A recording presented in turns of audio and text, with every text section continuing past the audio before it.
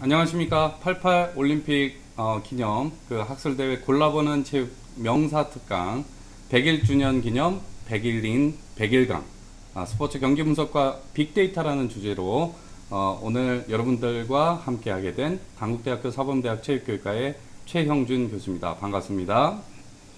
제가 오늘 여러분들과 함께 할 주제는 스포츠 경기 분석과 빅데이터와의 어떤 그 이야기들입니다. 오늘 제가 이제 말씀드릴 그런 주제는 처음 이제 듣는 스포츠 경기 분석에 대해서 잘 모르시는 분들, 그 다음에 빅데이터에 대해서 잘 모르시는 분들을 위한 강의라고 알아주셨으면 좋겠습니다. 제가 오늘 이제 그 말씀드릴 내용은 제 소개를 잠깐 드리고 그리고 스포츠 경기 분석과 빅데이터에 관련된 그런 내용을 주로 말씀을 드리도록 하겠습니다.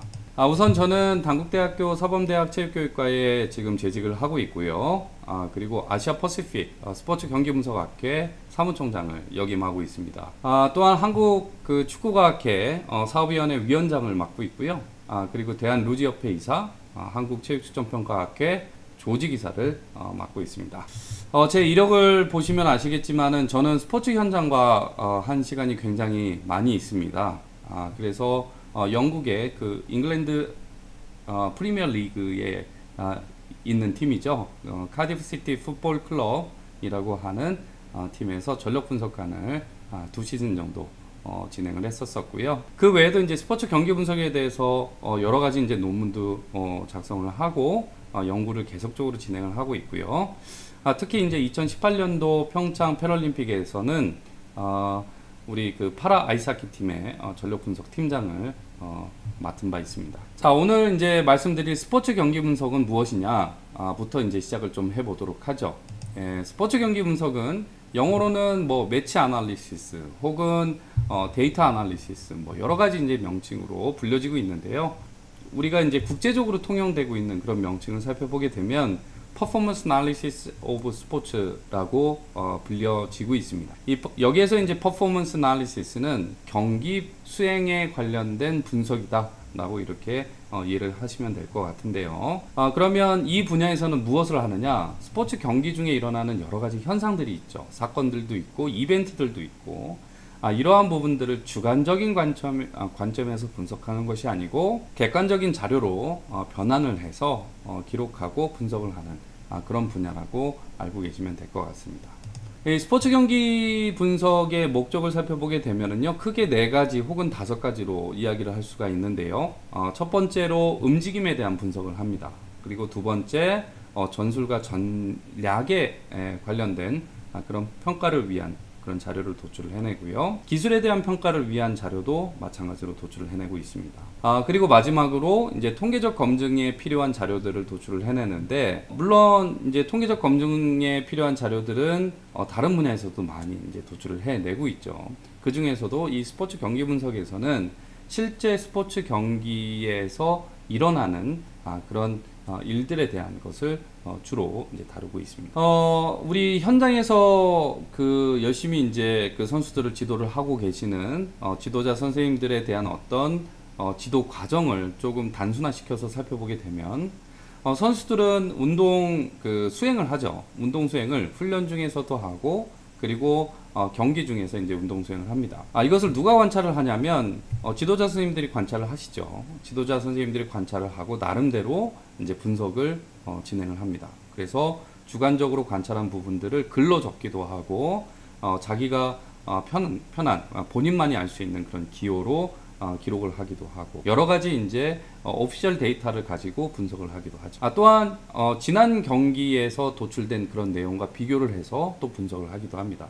이렇게 선수가 운동 수행을 하고 나면 관찰을 하고 분석을 하고 지난 경기에서 분석을 한 그런 내용들을 종합적으로 합쳐서 이제 훈련 계획을 수립을 합니다. 훈련 계획이 수립이 되게 되면 훈련이 실시가 되고 다시 그 선수에 대한 경기력 혹은 경기 수행 내용은 다음 훈련에서 그리고 다음 이제 경기에서 나타나게 된다라는 것이죠. 자, 여기에서 이제 분석이 조금 더 객관화되고 조금 더 체계적으로 이루어질 수만 있다라면 선수들의 경기력 향상에 도움을 줄 수 있는 여러 가지 이제 훈련 계획이라든지 훈련 실시를 하는 그런 내용이 반영이 될 수가 있겠죠.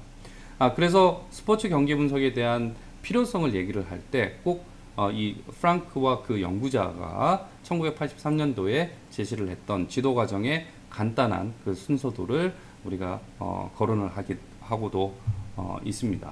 여러분들은 이 사진을 보고 어떤 생각이 좀 드시나요? 무엇을 그려놓은 것일까요? 화병 같기도 하고, 그리고 아니면 두 사람이 마주보고 있는 그런 사진일 수도 있겠죠.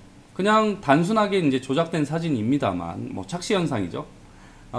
이런 사진을 통해서 우리가 이거는 화병이야, 이거는 두 사람이 마주보고 있는 거야 라고 극단적으로 우리가 정의를 내릴 수 없는 만큼 스포츠 현장에서 일어나는, 특히 경기 중에서 일어나는 것들도 우리가 주관적으로 판단을 해서 기록을 한다라면 훈련에 있어서 다른 방향으로, 그릇된 방향으로 갈 소지가 굉장히 다분하겠죠. 자, 그래서 우리는 이제 스포츠 경기 분석을 통해서 그런 그 내용들을 보다 객관화시키고 체계적으로 정리를 하는 그런 작업들을 하고 있습니다. 스포츠 경기 분석을 하기 위해서는 크게 이제 네 가지 정보가 필요한데요. 우선은 누가 그 행위를 했느냐, 혹은 이벤트를 만들어냈느냐, 그리고 어디에서 했느냐, 위치 정보에 해당이 돼.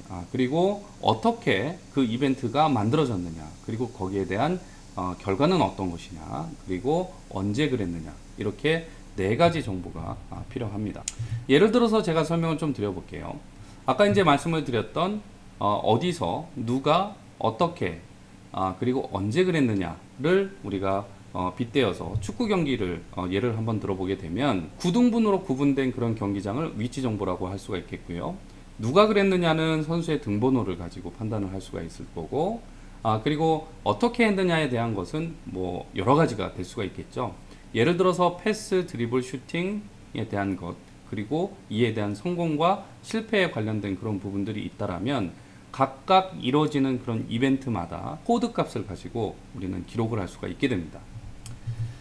자, 다시 이제 경기장을 조금 옆으로 눕혀서 한번 보게 되면은요, 위치를 다음과 같이 9개 등분으로 이제 나눈 상태에서 위치 정보와 선수 정보, 그리고 행동 정보와 행동 정보에 대한 결과를 코드 값으로 기록을 하게 되면 다음과 같은 표로 우리가 A팀, 그 다음에 B팀, 혹은 A팀과 B팀이 함께 이루어지는 그런 경우, 혹은 선수와 선수가 같이 이루어지는 복싱과 태권도, 그리고 격기 종목에 해당이 되는 그런 종목 같은 경우에는 함께 기록이 되는 그런 내용으로 기록지를 만들어낼 수 있습니다.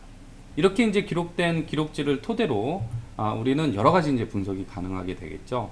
지역별로 시간이 흐름에 따라서 어떻게 패스 루트가 바뀌었는지, 혹은 볼 점유율과 패스 성공률에 대한 추이가 어떻게 바뀌었는지, 이러한 부분들도 추적을 할 수가 있을 테고, 이러한 내용들을 토대로 우리는 그 선수를 진단을 하고 평가를 해서 다음 이제 운동 수행을 향상을 시킬 수 있게 도움을 주는 그런 자료들을 만들어낼 수가 있게 됩니다.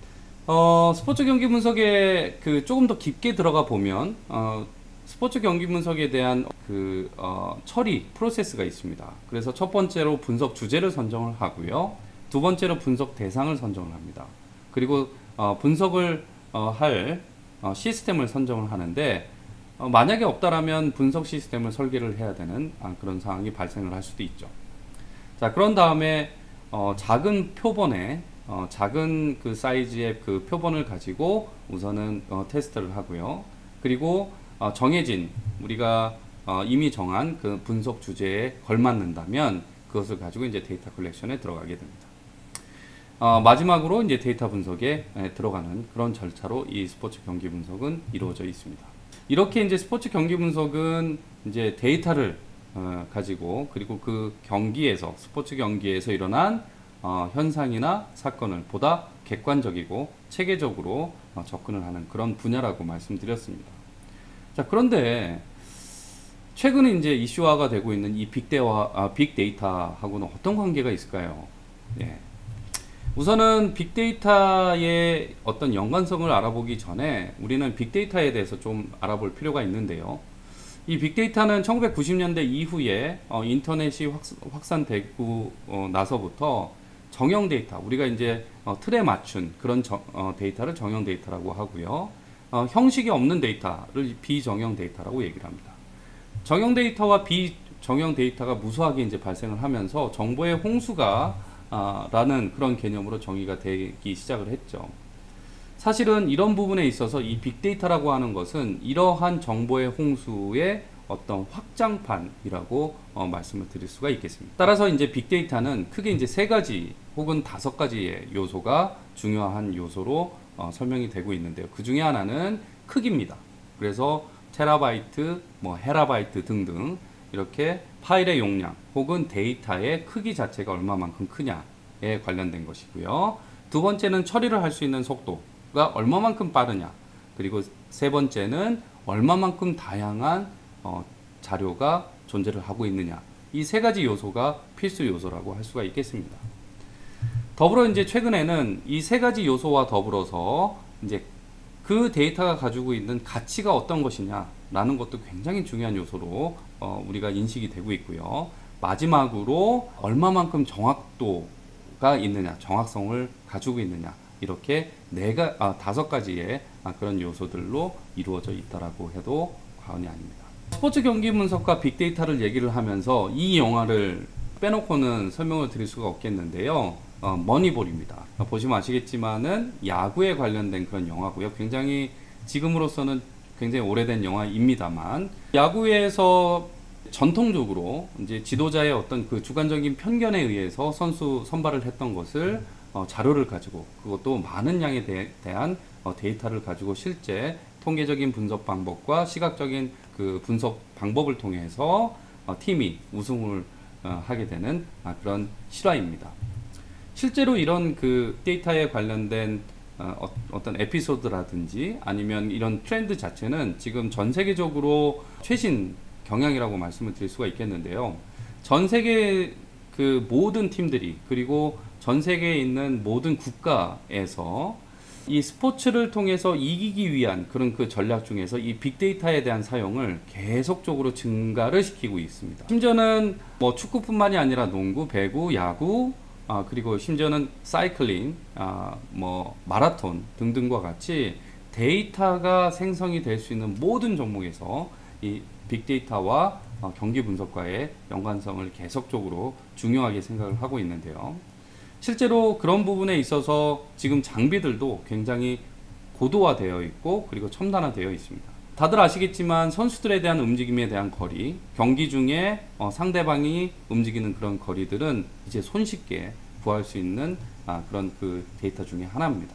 영상을 기반으로 두고 선수들을 추적을 할 경우에 지금 현재 가장 보편화되어 있는 그런 기술력으로는 1초에 1000개의 데이터가 도출이 된다고 합니다. 그러니까 90분 축구 경기 중에서 발생되는 그런 데이터들은 굉장히 많은 그런 데이터에 포함이 되어 지겠죠. 여기서 우리가 이제 괄목할 만한 그런 사실은 여기에 있습니다. 실제로 기존에 우리가 분석을 해왔던 심플 데이터를 얼마만큼 통계적으로 검증을 하고, 그리고 이것을 비주얼라이제이션, 즉 시각화를 시킬 것이냐, 이러는 데 있어서 빅데이터 기술은 스포츠 경기 분석에서 빼놓을 수 없는 그런 기술이라고 말씀을 드릴 수가 있겠습니다. 이 스포츠 경기 분석은 이렇듯 여러 그 첨단 기술에 대한 개발과 그리고 진보 방향에 따라서 연구 분야도 굉장히 확대가 되고 있고요. 지금 현재 통계학적 모델링뿐만이 아니라 인공지능 파트, 그리고 빅데이터와 시각화되는 그런 그 자료의 그 빅데이터와 시각화 파트에서도 굉장히 많은 그런 연구들이 이루어지고 있습니다. 여기서 우리가 기억해야 될 것은 빅데이터가 모든 것을 해결해 주지는 않습니다. 다만 손쉽게 해줄 뿐인 것이죠. 그래서 결국은 모든 것은 사람의 지혜에서부터 시작이 된다는 것을 꼭 잊지 마시고, 제 강의는 이것으로 마치도록 하겠습니다. 여러분들 경청해 주셔서 감사드립니다.